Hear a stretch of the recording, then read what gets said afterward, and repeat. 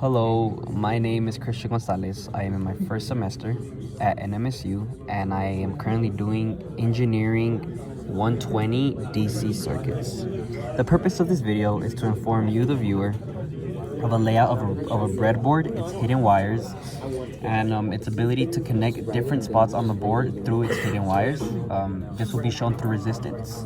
Ideally, when two wires are connected, there is little to no resistance, and when two wires are disconnected, there is there's a value so high that a multimeter isn't able to read it because of how high of a resistance air has and how it has an inability to carry a current or become a conductor. So I will start out by showing you guys how the breadboard layouts work specifically. The top two rows and the bottom two rows have vertical hidden wires running through this breadboard. So the top row negative will have its wires go running horizontally, and same with the bottom one. An example to show this would be if I put my black wire on positive and my red wire on negative on the same column, which would be column 15, and notice how it says overload ohms, which means the resistance is too high for the multimeter to detect because the wires are disconnected, and is therefore there's air in between them, which would make the resistance extremely high and unreadable. Now, to prove that the hidden wires run horizontally, I am going to take off the red wire. Let's take off the red wire and put it across the board all the way to row 59. And notice how even though they're this far apart, because the wires run horizontally, there is little to no resistance, 0.0 to 0.1 ohms of resistance, because wires ideally have little to no resistance in between them, and there's a hidden wire connecting these 2 points. Furthermore, these middle rows have vertical wires that connect them.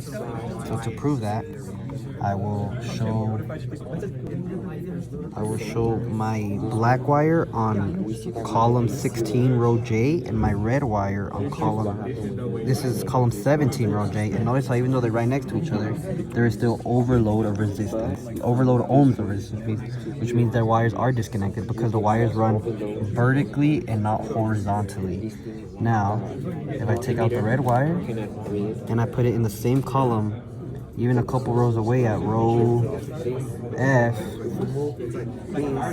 there is a 0.0 resistance, because ideally, again, wires have no resistance and they are being connected vertically by hidden wires on the breadboard. Finally, to show the resistor's ability, I can go on column 30, row J, and I'll use this black one to column 25, row J. And notice how there's 5.03 kilo ohms of resistance. This is proven through, or this is able to be like this through the resistor. Notice how before I mentioned that the middle rows of the breadboard, the hidden wires run vertically, and they do indeed run vertically, but the resistor is what connects these two wires. It ends up connecting these two columns together. So then it creates this current that is able to move through the resistor, but the resistor does create its own resistance, and this particular resistor has a expected resistance of 5.1. So this is a little bit less. That's okay because of the margin of error. But this resistor connects these two wires because the resistor runs vertically, which allows it to connect to the hidden wires that run. Oh no, the resistor runs horizontally, which allows it to connect to these hidden wires, which run vertically. Thank you so much for your time.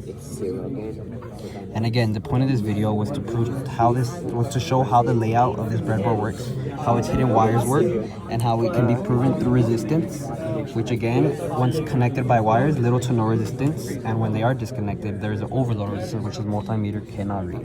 Thank you so much, and I hope you now understand the layout of a breadboard and its hidden wires. Thank you so much, and bye for now.